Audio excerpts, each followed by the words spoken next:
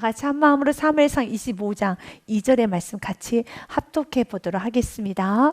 마온에 한 사람이 있는데 그의 생업이 갈멜에 있고 심히 보하여 양이 3,000마리요 염소가 1,000마리이므로 그가 갈멜에서 그의 양털을 깎고 있었으니. 아멘. 사랑하는 여러분, 하나님께서 허락하신 모든 부가 하나님께 영광을 올려드려야 되겠습니다.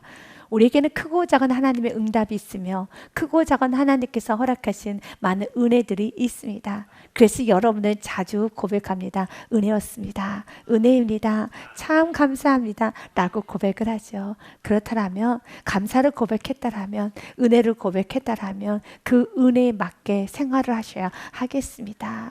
은혜 받은 자는 섬기고 나누고 사랑하고 헌신하는 삶을 살게 되어 있습니다. 은혜를 받았음에도 불구하고 여전히 고집스럽게 이기적으로 섬기지 않고 순종하지 않고 살아가고 있다라면은 우리는 어느 순간에 사울의 길을 갈 수밖에 없고 나발의 길을 갈 수밖에 없습니다. 나발도 알고 있었습니다. 사울도 알고 있었습니다. 그러나 그들의 그 알미, 그들의 삶 가운데 겸손으로 나타나지를 않고 있습니다. 저와 여러분, 우리 모두 다 알죠. 하나님의 사랑을 알고 어떤 은혜를 받고 여기까지 왔다는 거 다 압니다. 그래서 감사해야 된다는 걸 압니다. 여러분이 감사라는 말씀을 들을 때마다 항상 마음이 찔려합니다. 맞아요, 맞아요. 맞습니다, 맞습니다. 난 정말 감사하고 살아야 되는데, 나는 정말 겸손하게 살아야 되는데 항상 후회스럽고 회개를 많이 하게 되지요. 그만큼 여러분이 받았던 많은 은혜가 있고 감사를 해야 된다는 걸 여러분이 잘 알고 있습니다. 이제 그 알미 삶 가운데 순종으로, 삶 가운데 희생과 헌신과 섬김과 사랑과 나눔과 온유로 나타나야 되겠습니다. 말만 많은 사람은 하나님이 기뻐하지 않습니다. 몸은 움직이지 않고 말만 많은 사람, 생각으로만 하나님을 섬기고 생각으로만 걱정하는 사람, 하나님은 기뻐하지 않습니다. 그리고 주위에 있는 사람들은 다 불편하게 생각합니다. 오늘 다윗은 칼을 들러 갑니다. 이렇게 말만 좋은 사람, 이렇게 은혜를 은혜로 모르는 사람은 내가 가서 죽이겠다라고 합니다. 왜 이렇게 지금 다윗이 분노하고 있습니까? 다윗이 왜 이렇게 화가 나 있습니까? 걷잡을 수 없게 다윗이 화가 나고 있습니다. 다윗이 분노하고 있다는 것을 정당화하는 것은 아닙니다. 이제 다음 주에는 다윗의 분노가 하나님 앞에 오르지 않았음을 이제 다음 시간에 다룰 것이고, 오늘까지는 왜 다윗이 이렇게 화가 날 수밖에 없고 도대체 이 나발이 어떤 죄를 지었기에 이렇게 다윗이 화를 내는 것일까? 오늘 이 부분에서 우리가 같이 깊고 넓게 은혜를 나눔으로써 지금 하나님께서 혹시 나를 보면, 나의 가정을 보며 또한 나의 인생을 바라보면서 와, 너무 축복해주고 싶다, 참 마음이 짠하다, 하나님의 긍휼이 임하는 것이 아니라 하나님께서 화가 나가지고 어쩔 줄을 몰라 하고 있는 인생 가정이라면 내 안에 나발의 모습이 있지 않는가는 돌아보셔야 합니다. 그래서 하나님 보시기에 긍휼히 여길 수 있는 인생, 가정, 또한 우리 모두 교회가 되어야 하겠습니다. 하나님께서는 오늘 나발을 통하여서 우리의 모습을 살펴보기 원합니다. 먼저는 2절 말씀에 보니 나발은 부자라고 되어 있습니다. 마온에 한 사람이 있는데 그의 생업이 갈멜에 있고 심히 부하여라고 합니다. 부자입니다. 여러분, 이 땅에서 부자로 사는 것은 악하다라고 말할 수는 없습니다. 다윗도 아주 큰 부자였습니다. 솔로몬도 아주 큰 부자였습니다. 모든 하나님의 사람들이 다 가난하고 없이 살지는 않습니다. 부자도 있습니다. 하지만 아브라함이나 또한 여러분 야곱이나 이삭이나 요셉이나 그리고 오늘 다윗, 이런 부자들이, 솔로몬도 마찬가지입니다. 그들이 고난이 없었던 건 아닙니다. 부자인 건 맞는데 여전히 주님의 길 가고 좁은 길 가는 데서는 많은 고난이 있었고 많은 아픔이 있었습니다. 그래서 그들 모두는 깨끗한 부자이죠. 겸손한 부자이죠. 바로 우리들은 깨끗한 부자, 겸손한 부자가 되어야 합니다. 하나님 보시기에 분노하는 그런 부자가 되면 안 됩니다. 하나님은 어떤 자를 보면 분노하시는가? 한 부류밖에 없습니다. 교만한 자를 하나님은 아주 싫어하십니다. 잠언의 말씀에 보니 교만에 대한 경고가 많이 나옵니다. 그 중에 잠언 3장 34절의 말씀과 야고보서 4장 6절의 말씀을 우리가 같이 봄으로써 하나님께서 비웃으시는 사람이 있다는 겁니다. 진실로 그는 거만한 자를 비웃으시며, 이 거만은 교만하게 마음을 높이는 자, 거만하는 자, 너스레 떠는 자, 마음이 딱딱한 자, 완고한 자를 말합니다. 하나님은 우리가 겸손하게 부드럽게 낮은 마음으로 이제는 잘 받아들이고 온유하게 받아들일 수 있는, 배울 수 있는 그런 사람이 되기를 원합니다. 거만한 자를 하나님이 비웃으십니다. 그러나 반대로 겸손한 자에게는 은혜를 베푸시나니. 야고보서 말씀에도 4장 6절 말씀에 같이 읽습니다. 시작. 그러나 더 큰 은혜를 주시나니 그러므로 일렀으되 하나님이 교만한 자를 물리치시고 겸손한 자에게 은혜를 주신다 하였느니라. 아멘. 교만한 자는 물리치십니다. 하나님께서 물리치신다고 하십니다. 바로 나발 같은 자입니다. 사울과 같은 자입니다. 하나님께 긍휼을 받아야 됩니다. 하나님의 도우심을 받아야 됩니다. 하나님께서 참으로 긍휼히 여기는 자가 되어야 하겠습니다. 어떤 자를 하나님께서 교만하다 하는가? 교만엔 여러 가지 뿌리가 있습니다. 그 중에 가장 깊은 뿌리는 바로 은혜를 은혜로 모르는 자, 바로 그런 자가 교만한 자이죠. 나발은 은혜를 많이 받았습니다. 그가 심히 큰 부자가 되었던 것도 하나님의 큰 은혜이지요. 여러분, 우리가 기도응답을 받은 건 하나님이 주신 거 아닙니까? 이 은혜를 잊어서는 안 돼요. 여러분들이 기도응답을 받았다며, 또 여러분들이 지금까지 살아왔더라며, 오늘도 하나님이 허락하신 시간 아래, 하나님이 허락하신 공간 아래, 하나님이 허락하신 모든 것을 누리고 살았다며, 이 모든 것이 하나님으로부터 왔음 알고 어떤 순간에도 내가 주인 되어서 이것이 내 것인 것 마냥, 나의 능력인 것 마냥, 내가 통치하고 내가 보호하고 내가 지키고 내가 모든 걸 다스리려고 해서는 안 되는 것입니다. 사울이 왜 이렇게 교만해졌습니까? 하나님께서 그를 왕으로 세우셨음에도 불구하고 마치 자신이 스스로 왕이 된 것처럼, 그래서 백성들을 지키고 왕의 자리도 자신이 지켜야 한다는 그 오만하고 교만한 생각 때문에 그가 무너졌죠. 그래서 가정을 지킨다 하면서, 내가 노후를 준비한다 하면서, 내가 사업을 잘해야 된다 하면서 불순종을 하며 하나님과 갈등과 하나님 앞에 멀찍이 서 있는 것은 아주 교만한 모습이라는 것입니다. 나발이 이렇게 부자가 된 것은 첫째는 하나님의 은혜이며, 그리고 그가 부자가 되도록 도와줬던 사람들이 있습니다. 누가 도와줬는가? 다윗이 도와줬습니다. 그 당시에는 나라가 불안정하였기 때문에 많은 도적대들이 많았습니다. 그런데 다윗이 그 도적대들을 이 나발의 집에 양이나 소나 염소나 정말 도둑질해가지 못하도록 지켜줬어요. 도적대들 다 지켜줬습니다. 그러면 그것을 은혜로 알아야 되는 겁니다. 지금 다윗이 이렇게 화가 난 이유는 은혜를 모르기 때문에, 어떻게 이렇게도 은혜를 모를 수 있을까라고 화가 난 것입니다. 이 화를 우리 자신에게 봐야 하는 것입니다. 우리가 은혜를 저버릴 때, 우리가 구원의 은혜를 받았고 여기까지 오면서 많은 하나님의 큰 은혜와 어떤 주위에 있는 사람의 많은 도움으로 여기까지 왔다면, 그 도움을 받았다면 눈을 감아버리고 입을 싹 닦으면 안 되는 겁니다. 그러면 하나님께서는 굉장히 진노하십니다. 오늘 나발이 그런 인생을 살고 있습니다. 그가 굉장한 부자가 되었고 양털을 깎고 있었습니다. 지금으로 말하면 추수 시간입니다. 그래서 그때는 잔치를 벌이게 됩니다. 그래서 3절 말씀에 보니 이렇게 되어 있습니다. 나발을 소개하는데, 그 사람의 이름은 나발이요 그의 아내 이름은 아비가일이라. 그 여자는 총명하고 용모가 아름다우나 남자는 완고하고 행실이 악하면 그는 갈렙 족속이더라. 성경은 그에게 이렇게 말합니다. 그는 완고한 자, 또한 행실이 악한 자라고 합니다. 왜 그가 이렇게 완고합니까? 완고의 뜻에는 고집이 들어있습니다. 고집이 무엇입니까?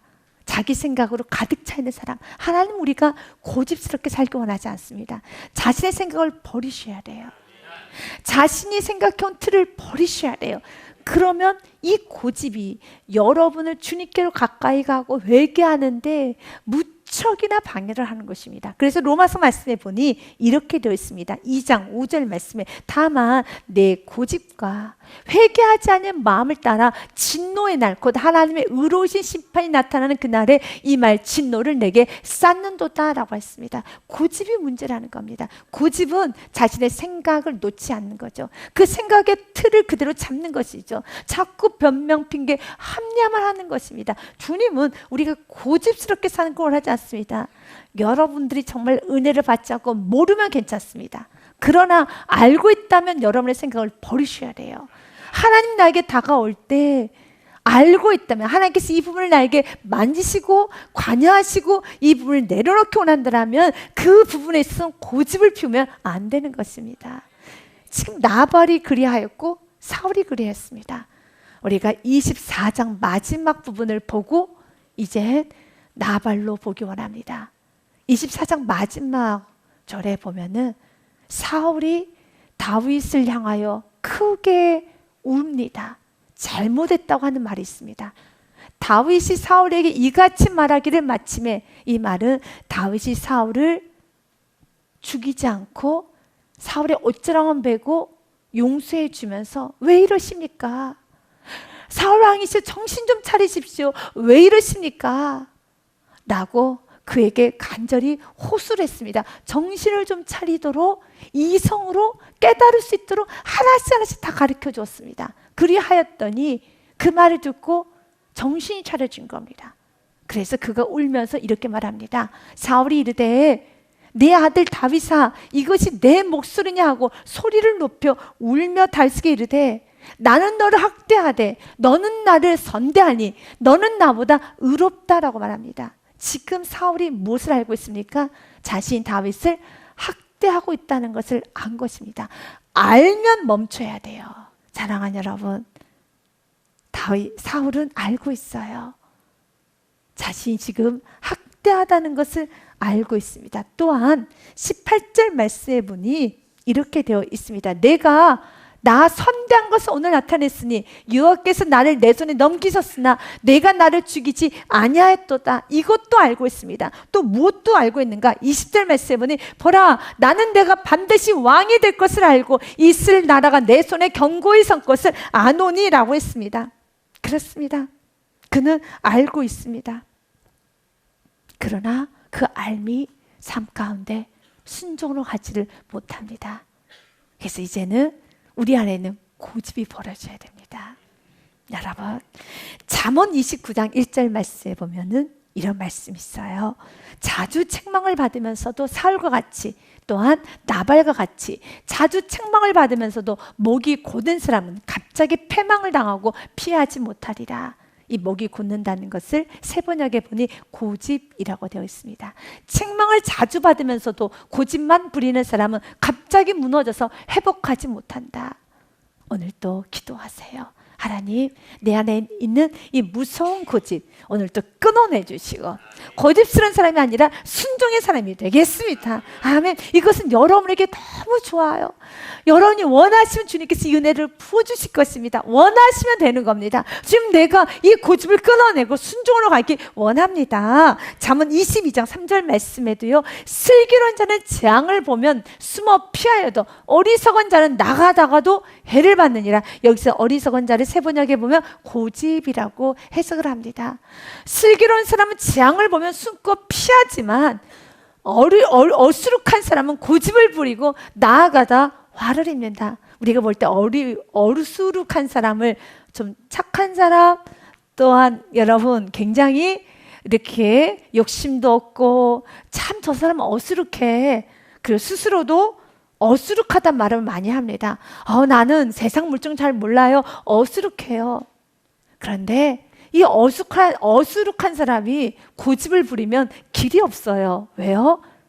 똑똑한 사람이 고집을 부리면 안 되겠다 해서 빠르게 돌이키려도 하는데 세상 물정 모르고 고집까지 피우고 있으면 길이 없지요. 어수룩한 사람이 고집 피우면 안 돼요. 물론 똑똑한 사람이 고집 피우면 지능적으로 고집을 피우고, 어수룩한 사람이 고집을 피우면은 주위에 있는 사람이 답답하다고 느낄 정도로 피해를 줄 것이고, 여하튼 결론은 고집은 아니라는 것입니다. 예레미야서 말씀에도 이렇게 되어 있습니다. 그러므로 이제 너는 유다 사람들과 예루살렘 주민들에게 말하여 이르기를, 하나님께서 예레미야 선지자에게 하는 말씀입니다. 이스라엘 백성들에게 전하라는 것입니다. 여호와의 말씀에 보라, 내가 너희에게 재앙을 내리며 계책을 세워 너희를 치료하노니 너희는 각기 악한 길에서 돌이키며 너희의 길과 행위를 아름답게 하라. 아멘. 아름답게 하라. 아름답게 해야 됩니다. 하나님 보시기에 아름다워야 되고, 자기 자신이 봐도 아름다워야 되고, 주위에 있는 사람들 봐도 아름다워야 합니다. 여러분의 삶을 여러분 자신이 봤을 때 아름답지 않다 하는 부분은 여러분도 알 것입니다. 왜냐하면 여러분 안에 성령님이 계시기 때문에 모르지 않아요. 사울도 이렇게 아는 것처럼 왜 모릅니까? 알아요. 압니다. 그러나 자꾸 그 은혜를, 또한 여러분 안에 있는 착한 양심을 누르다 보면 점점 더 정말 모르는 사람이 되어져 가는 것 뿐이죠. 그런데 모르다가도 여러분이 원하고 누군가 중보기도를 하고 있기 때문에, 또한 이렇게 말씀을 들으면 또 깨달아져요. 그러면 붙잡고 돌이켜서 여러분이 여러분 보시기에 아름다운 삶 살면 됩니다. 아름다운 삶 살면 되는 것입니다. 사랑하는 여러분, 주님은 오늘 우리에게 말합니다. 너희는 각기 악한 길에서 떠나 돌이키며 너희의 길과 행위를 아름답게 하라 하셨다 하라. 그러나 그들이 12절 말씀에 보니 말하기를, 이는 헛되니 우리는 우리의 계획대로 행하며 우리는 각기 악한 마음이 완악한 대로 행하리라 하느니라. 여전히 돌이키려고 하지 않습니다. 12절의 말씀을 세번역에 보니 이렇게 해석을 합니다. 내가 이렇게 말하면 그들이 이르기를, 그럴 필요 없다. 우리는 우리 생각대로 살아가겠다. 여러분, 내 생각대로 끝까지 하는 것을 하나님이 정말 기뻐하지 않습니다. 제자들 가장 첫 번째는 자신의 생각을 버리는 겁니다. 주님은 우리가 예수님을 나의 구원자, 왕으로 모셨더라면, 주인으로 모셨더라면 이제는 그 주인의 말에 다스림을 받을 수 있는 겸손함이 우리에게 필요하죠. 주님은 여러분 자꾸 다스리려고 할 때마다 이런저런 이유를 가지고 안 된다, 결론은 그럴 필요 없다, 우리는 우리 생각대로 살아가겠다 하면 안 되고, 하나님, 나는 주님의 생각대로, 주의 뜻대로 따라가겠습니다.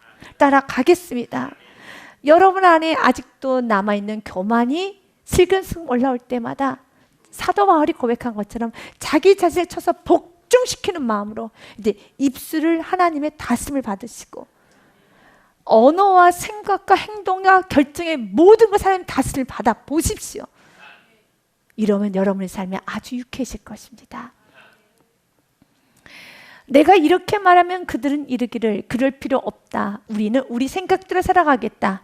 우리는 각기 자신의 악한 마음에서 나오는 고집대로 행동하겠다 할 것이다 라고 합니다. 그래서 우리 마음 안에 있는 고집을 오늘도 십자가에 못 박아야 됩니다.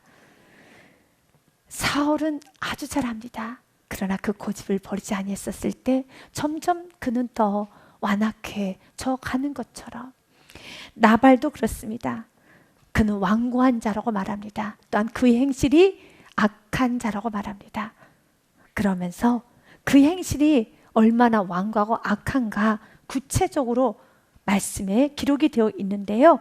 4절 말씀에 보면 다윗이 나발이 자기 양털을 깎는다 함을 광야에서 들은지라 잔치가 벌어진 겁니다. 그래서 그의 부하들을 나발에게 보냈어요.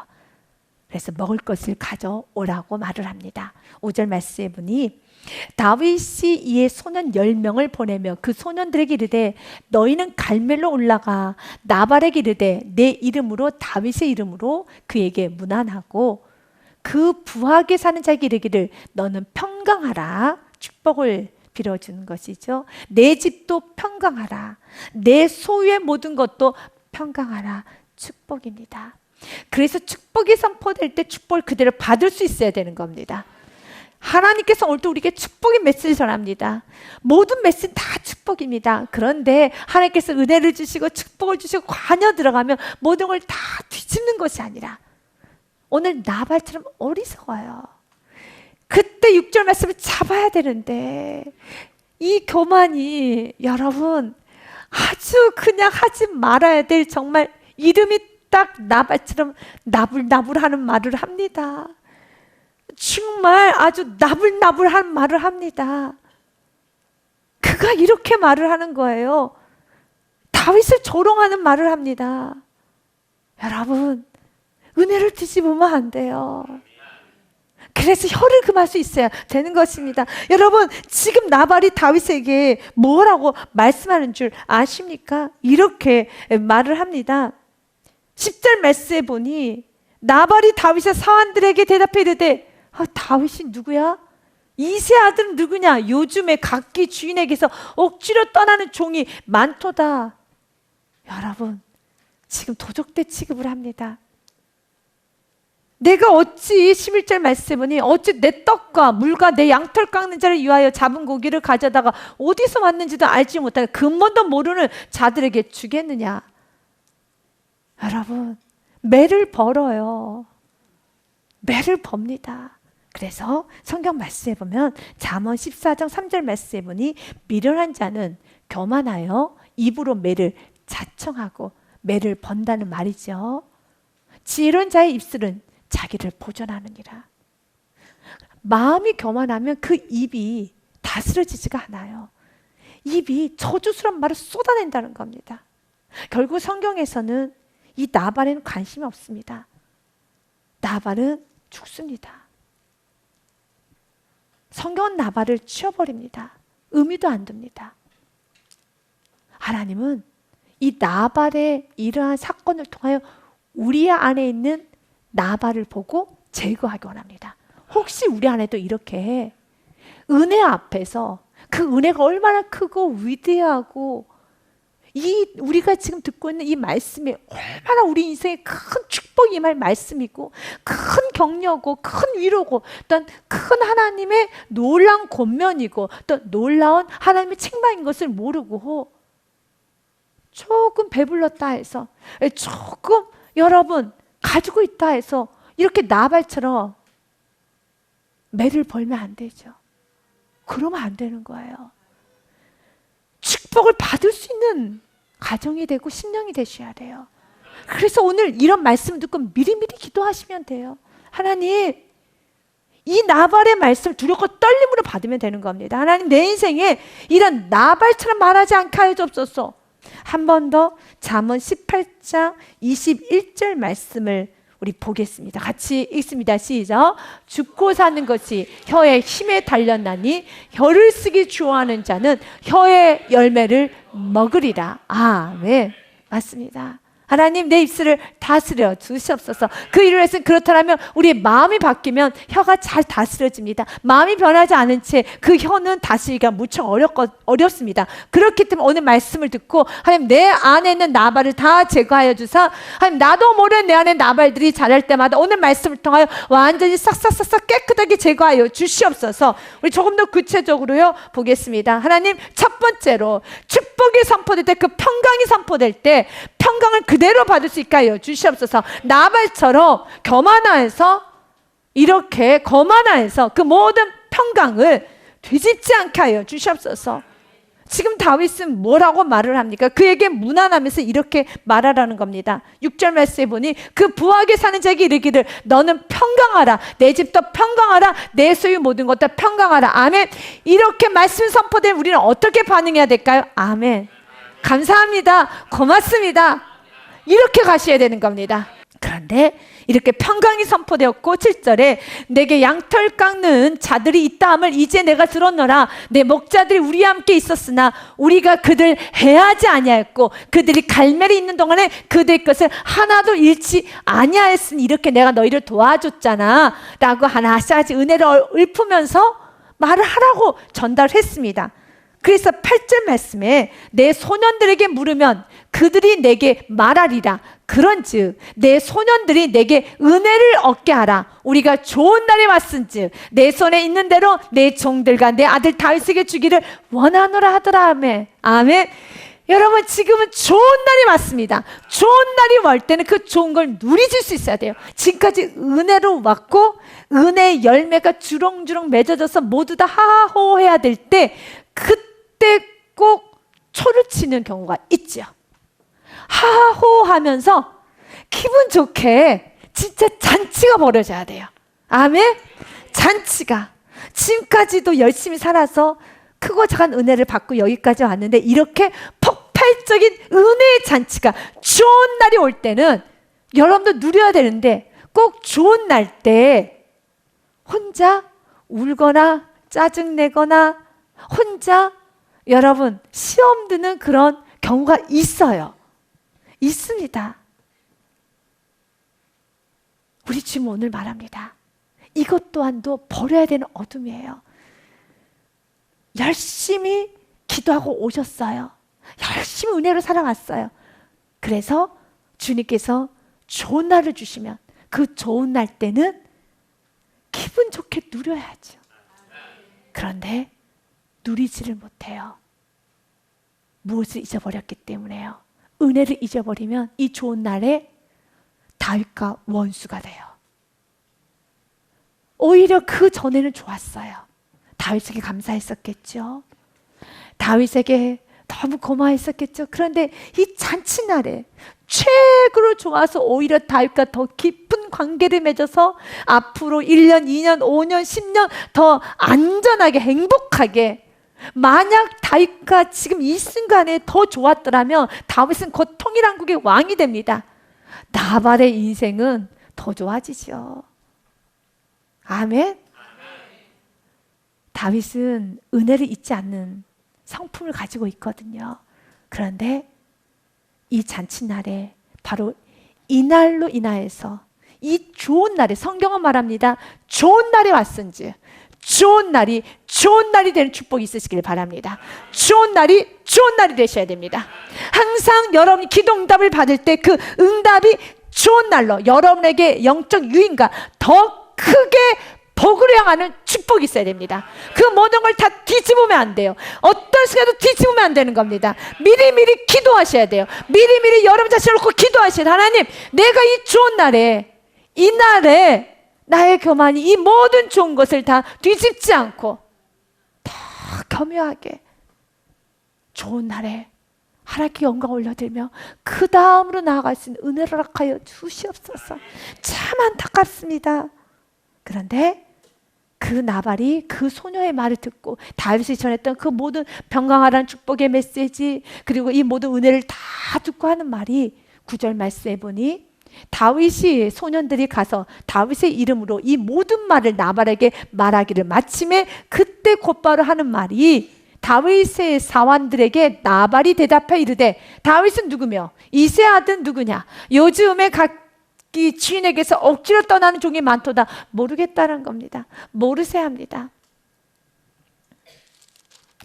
마치 은혜를 하나도 받지 않은 것처럼, 도움을 받지 하나도 않은 것처럼. 그리고 하는 말이 11절 말씀에, 왜 내가 이렇게 하여 하느냐? 이거 내 것인데 내가 어찌 내 떡과 물과 내 양털 깎는 자를 위하여 잡은 고기를 가져다가 어디서 왔는지도 알지 못하는 자들에게 주겠느냐 한지라. 그때 그 말을 다윗이 전했을 때 결론은 12절과 13절입니다. 이에 다윗의 소년들이 돌아와서 자기 길로 행하여 돌아와 이 모든 말을 그에게 다윗에게 전하매, 그때 13절 같이 읽습니다. 다윗이 자기 사람들에게 이르되 너희는 각기 칼을 차라 하니 각기 칼을 차매 다윗도 자기 칼을 차고 400명 가량은 데리고 올라가고 200명은 소임을 곁에 있게 하니라. 아멘. 이제 나발은 죽는 길밖에 없지요. 다윗이 용사를 끌고 400명을 데리고 간다고 합니다. 실제적으로 400명 필요 없습니다. 다윗만 가도 여러분 소떼는 양떼밖에 없는 여러분 부한자가 다윗을 어떻게 이길 수 있겠습니까? 그러나 너무 많이 다윗은 분노하고 있다는 것입니다. 우리 인생이 분노를 일으키는 인생이 아니라 좋은 날에는 더 좋은 날이 이루어져서 더 관계가 풍성해지는 우리의 인생이 되기를 원합니다. 이젠 여러분에게 나발과 같이 사울과 같은 이런 어리석음으로 사울도 하나님께 버림을 받았고 나발도 하나님께 버림을 받았고 또한 벨사살 왕과 느부갓네살 왕도 버림을 받았던 사건 다니엘서 말씀을 전하고 오늘 말씀을 마무리하고자 합니다. 다니엘서 5장 1절부터 3절 말씀에 보니 벨사살 왕이 나옵니다. 그 벨사살 왕이 아주 교만하여서 술을 마십니다. 그런데 무엇을 가지고 술을 마시는가? 벨사살이 술을 마실 때 명하여 이르되 그에 붙인 느부갓네살이 예루살렘 성전에서 탈취하여 온 금, 은그릇을 가져오라 명하였으니 이는 왕과 귀족들과 왕후들과 후궁들이 다 그것으로 마시려 함이었더라 라고 하면 이에 예루살렘 하나님의 전 성소 중에서 탈취한 금그릇을 가져오매 왕이 그 귀족들과 왕후들과 후궁들과 더불어 그것으로 마시더라. 선을 많이 넘었죠. 맞아요. 선을 자꾸 넘습니다. 우리 인생에 선을 넘으면 안 됩니다. 선 넘는 행동, 선 넘는 말을 하면 안 되는 겁니다. 선 넘는 결정을 하면 안 되는 것입니다. 그런데 이렇게 그가 선을 넘을 수밖에 없는 것은 그의 안에 왕이 이 모든 게 자기 것이라 생각한다면 항상 이렇게 교만해지는 것입니다. 그런데 하나님은 벨사살 왕에도 그의 부친이었던 느부갓네살 왕에도 하나님은 항상 은혜를 베풀어 주셨어요. 교만을 하지 못하도록 다시 한번 겸손의 은혜를 보여줬습니다. 주님은 언제나든지 우리들에게 겸손할 수밖에 없는 많은 것을 보여주십니다. 그래서 우리 과거를 때로는 들추시기도 하고요. 우리가 어디서 구원받았는 걸 들추시기도 하고 어떻게 은혜와 도움을 받고 왔는지 들추시기도 합니다. 그 이유는 우리에게 창피를 주기 위한 것이 아니라 겸손하라는 하나님의 축복의 사인입니다. 교만하면 안 되니까요. 그래서 5절에 보니 그때 사람의 손가락들이 나타나서 왕궁 촛대 맞은편 석회북에 글자를 쓰기 시작합니다. 왕이 그 글자 쓴 손가락을 보면서 막 무릎이 떨려 합니다. 너무 무섭잖아요. 벽에서 손가락이 나와가지고 마구마구 글을 쓰기 시작하니 얼마나 무섭습니까? 그래서 6절 말씀은 이에 왕이 즐기던 얼굴빛이 변하고 그 생각이 번민하여 넓적다리 마디가 녹는 듯하고 그의 무릎이 서로 부딪힌지라 달달달달달달달 떤다는 것이죠. 넓적다리가 부딪히고 오금이 덜덜덜 떨고 있습니다. 그때 이 글자를 해석하라는 것입니다. 다니엘이 그 글자를 해석합니다. 17절 말씀에 보니 다니엘이 왕에게 대답해 이르되 왕의 예물은 왕이 친히 가지시며 왕의 상급은 다른 사람에게 주옵소서. 그럴지라도 내가 왕을 위하여 이 글을 읽으며 그 해석을 아뢰리다. 이 글을 해석하는 자에게 이 모든 걸 주겠다고 했을 때 다니엘이 아니 필요 없습니다. 가지십시오. 다 가지십시오. 필요 없습니다. 그러나 해석은 해드리겠습니다. 이것이 바로 뜻을 정하여 살았던 다니엘의 멋지고 근사한 모습입니다. 그 돈 필요 없다는 것이죠. 그 명예 필요 없다는 것이죠. 이렇게 하나님 앞에 교만하게 사는 사람의 물질 명예 필요 없다는 거죠. 여러분, 우리는 이 땅에서 하나님께서 부어주시는 물건을 잡아야 됩니다. 교만하게 물건을 버리면 안 됩니다. 교만하게 명예를 얻어서는 안 되는 겁니다. 하나님으로부터 긍휼을 얻으셔야 돼요. 하나님께 불쌍히 여김을 받아야 되는 겁니다. 하나님의 도움을 받아야 되겠습니다. 싫다라는 것입니다. 그러면서 그럴지라도 내가 왕을 위하여 이 글을 읽으며 그 해석을 아뢰리다라고 하면서 그가 해석합니다.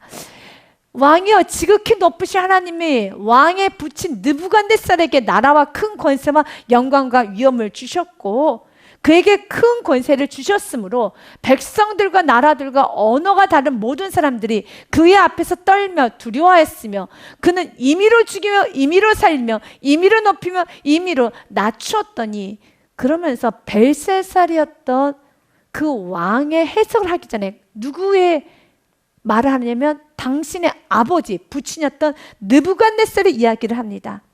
느부갓네살 왕에게 하나님께서 이렇게 많은 축복을 주셨죠. 19절 말씀에 보니 그에게 큰 권세를 주셨고 백성들과 나라들과 언어가 다른 모든 사람들이 그의 앞에서 떨며 두려워했었고 그는 임의로 죽이기도 하고 임의로 살리기도 하고 임의로 높이며 임의로 낮췄더니, 이렇게 하나님께서 그에게 많은 권세를 주셨는데 20절에 그가 마음이 높아지며 뜻이 완악하여 교만을 행함으로 그의 왕위가 폐한바되며 그의 영광을 빼앗기고 21절의 말씀을 저는 좀 강조하고 싶어요. 같이 읽겠습니다. 시작. 사람 중에서 쫓겨나서 그의 마음이 들짐승의 마음과 같았고 또 들나귀와 함께 살며 또 소처럼 풀을 먹으며 그의 몸이 하늘의 이슬에 젖었으며 지극히 높으신 하나님이 사람 나라를 다스리시며 자기 뜻대로 누구든지 그 자리에 세우시는 줄을 알게 이르렀나이다. 아멘. 이렇게 그게 붙인 느부갓네살이 이렇게 무너졌던 것을 알기에 이르렀나이다. 이 말은 그의 아버지도 알았고 당신도 알고 있지 않습니까? 왜 그런데 또다시 그렇게 교만하게 행하십니까? 라는 말입니다. 이 사건은 다니엘서 4장에 그대로 있습니다. 4장에 보면은 느부갓네살 왕이 교만해서 이런 말 합니다. 그래서 이런 말을 하시면 안 됩니다. 나 왕인 말하 이르되 이 큰 바벨론은 내가 능력과 권세로 건설하여 나의 도성으로 삼고 이것으로 내 위엄의 영광을 나타낸 것이 아니냐 했더니 항상 교만의 시작은 이거 내가 했는데 이거 내가 한 것인데 내가 능력과 권세로 건설하여 나의 도성으로 삼고 이것으로 내 위엄의 영광을 나타낸 것이 아니냐 했더니 사랑하는 여러분 이렇게 말하면 안 돼요. 오늘 그 어리석었던 나발도 뭐라고 말합니까? 내 양과 내 소와 내 것이라고 말합니다. 11절 말씀해 보니 내가 어찌 내 떡과 내 물과 내 물은 아니죠. 내 떡과 물과 내 양털 깎는 자를 위하여 잡은 고기를 가져다가 내가 왜 너희에게 주겠느냐라고 했던 것처럼 나라는 것은 교만의 뿌리가 됩니다. 오늘 다니엘 4장 말씀에 바로 그가 이렇게 말합니다. 느부갓네살 왕이 나 왕이 말하 이르되 이 큰 바벨론은 내가 능력과 권세로 건설하여 나의 도성으로 삼고 이것은 내 위엄의 영광을 나타낸 것이 아니냐 했더니 그 말을 할 때 이 말이 아직도 나 왕의 입에 이르렀 있을 때 하늘에서 소리가 내리르되 느부갓네살 왕아 내게 말하노니 나라의 왕위가 내게서 떠났느니라 라고 말하면서 내가 사람에게서 쫓겨나서 들짐승과 함께 살면서 소처럼 풀을 먹을 것이요 이와 같이 7대를 지나서 지극히 높으신 이가 사람의 나라를 다스리시며 자기 뜻대로 그것을 누구에게든지 주시는 줄을 알기까지 이르리라 하더라. 그리고 33절에 바로 그때 이 일이 나 느부갓네살에게 응함으로 내가 사람에게서 쫓겨나서 소처럼 풀을 먹으며 몸이 하늘 이슬에 젖고 머리털이 독수리 털과 같이 자랐고 손톱은 새 발톱과 같이 되었더라. 떠돌이 인생을 살게 된 거예요. 정신 이상자의 삶을 살았다는 겁니다. 7년간을요. 여러분 느부갓네살 왕은 이방인입니다. 그도 이렇게 내가 했다면 하나님께서 이렇게 치시는데 우리가 은혜 받은 자가 나를 드러내면 안 되겠죠. 우리는 이런 사건을 통하여 깨닫기 원합니다. 깨닫는 지혜, 삶 가운데 적용하는 지혜, 삶 가운데 겸손할 수 있는 지혜가 있어야 되겠습니다. 그리고 7년이 지나고 난 후에 그가 제정신이 돌아오죠. 그래서 그가 이렇게 말을 합니다. 37절에 그러므로 지금 느부갓네살은 하늘의 왕을 찬양하며 칭송하며 경배하노니 그의 일이 다 진실하고 그 행하심이 의로심으로 교만하게 행하는 자를 그가 능히 낮추심이라. 아멘. 다니엘은 왜 이 말하는가? 당신의 아버지가 교만하여서 그렇게 무너졌던 걸 보셨고 그의 아버지가 이렇게 고백했던 걸 들으셨음에도 불구하고 어찌하여 또 벨사살 왕은 이렇게 교만 행하십니까? 라는 말을 전하기 위해서 먼저 그 손가락에 쓴 것을 해석하기 전에 먼저 말을 하는 겁니다.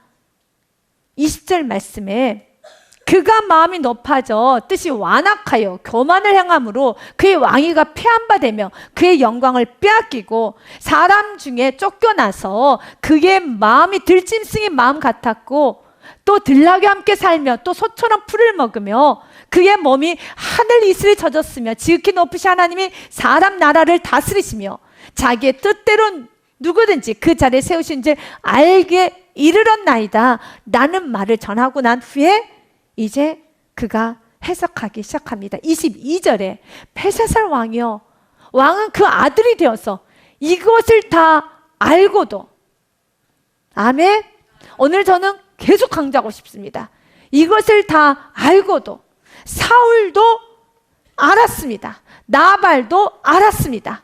오늘 벨사살 왕도 알았습니다.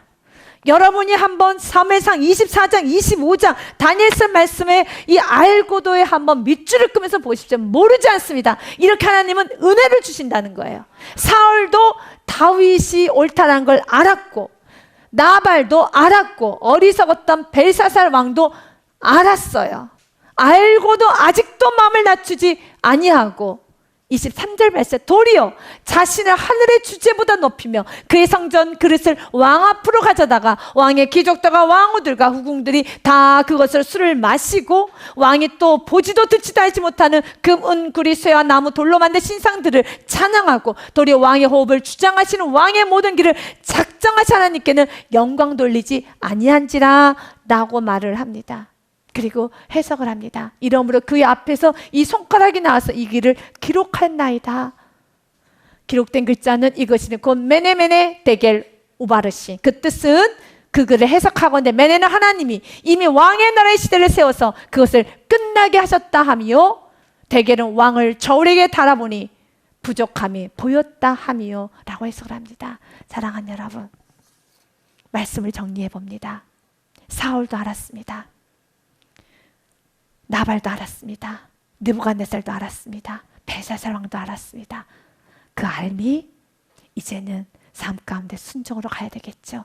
가지 못하는 우리 안에는 완고함, 고집, 교만을 어느 십자가에 못 박고, 주님께서 평강을 선포하실 때, 주님께서 다가오실 때 그 주님의 말씀 앞에 정말 두렵고 떨림으로, 감사로, 기쁨으로 잘 받아들이셔서 여러분의 인생에 좋은 날이 계속 이어지는 축복이 있으시기 주님의 이름으로 축복 드립니다.